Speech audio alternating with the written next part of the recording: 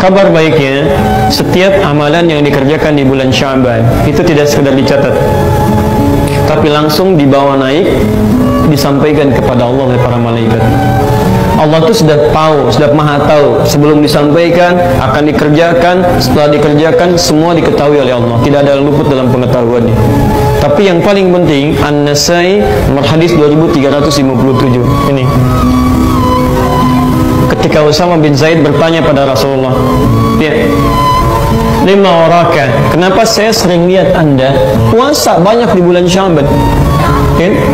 Apa kata Nabi? Lihat kalimatnya, dzalika syahrun yaghfulu fihi an-nas.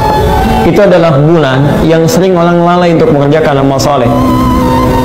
Karena Rajab biasanya berangkat ibadah, Ramadan ibadah, Sya'ban mulai istirahat, sehingga tidak ada persiapan ke Ramadan. Dan di bulan itu, khusus bulan itu amalan-amalan itu setiap dikerjakan, diangkat, disampaikan, disebutkan kepada Allah. Nah, baik disebutkan kencang kayak tadi ataupun tidak, itu sama, diangkat. Jadi kalau ya nggak apa-apa, itu bahasa anak-anak ya.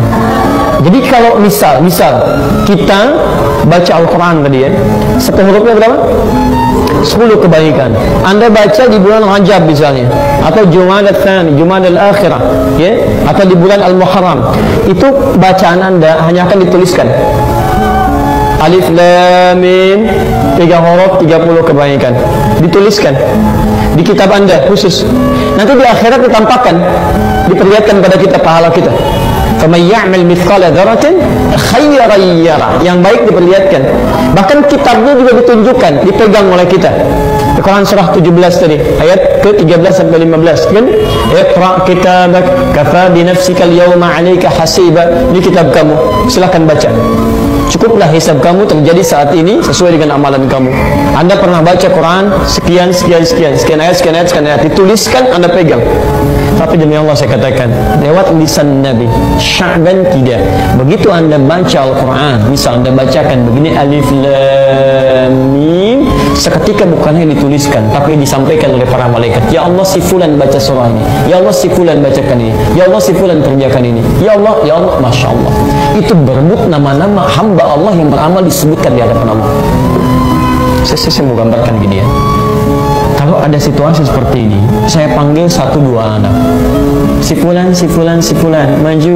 Bapak ibu sekalian, Masya Allah, ini anak-anak yang sangat baik, mengerjakan ini.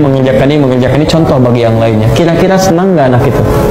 Senang. Orang tuanya senang tidak? Buang biasa senang. Jadi bayangkan, disebutkan di hadapan manusia saja begitu senangnya. Nggak usah disebut, dituliskan di majalah. Anda bikin buletin misalnya kan, tuliskan keluarga teladan begini, sebarkan ke masyarakat, diketahui. Masya Allah, jadi contoh bagi yang lain. Senang tidak? Senang. Padahal mungkin itu cuma buletin RT yang bikin Anda juga gitu kan, dan sebagainya, dibaca di lingkungan sekitaran. Tapi ada perasaan bahagia di situ.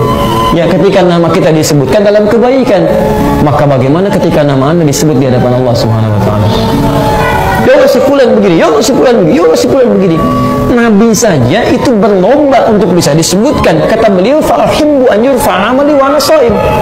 Saya sangat bahagia ketika saya disebutkan nama saya, diangkat amalan saya sedang puasa.